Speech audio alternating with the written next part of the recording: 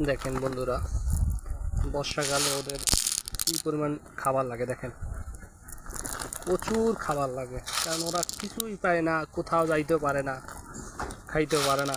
আর এই জন্য বর্ষাকালে দেখবেন এই 3-4 মাস বাচ্চা দেয় না। বাচ্চা মূল উদ্দেশ্য হইল ওদের পর্যাপ্ত পরিমাণ খাবার পায় না, প্রোটিন পায় না শরীরের ভিতরে, এবং পা থাকে ভিজা। পা ভিজা থাকলে কি হয়, ডিম পারলে ডিমে তা দিলে ডিম নষ্ট হয়ে যায়।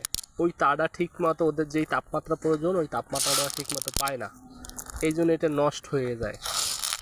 আর এই জন্য যদিও মনে করেন উপরে ছাউনি দিয়ে দেন যাতে বৃষ্টি না পড়ে ওদের গায়ে, তাইলে ওরা একটু কিন্তু তাহলে বাচ্চাগুলো নষ্ট হবে না আর ডিমগুলো পাওয়া যাবে না।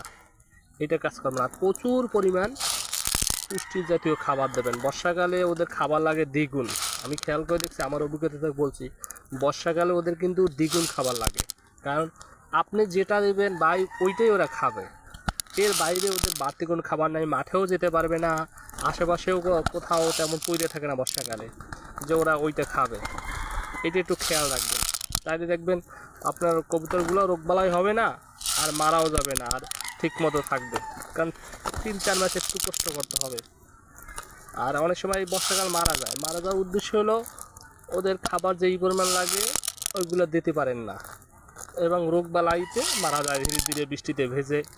এইটা একটু সচেতন থাকবে। সচেতন থাকলে দেখবেন আপনার কবুতরগুলো ফার্মে ভালো থাকবে আর ওরা ডিম দেবে।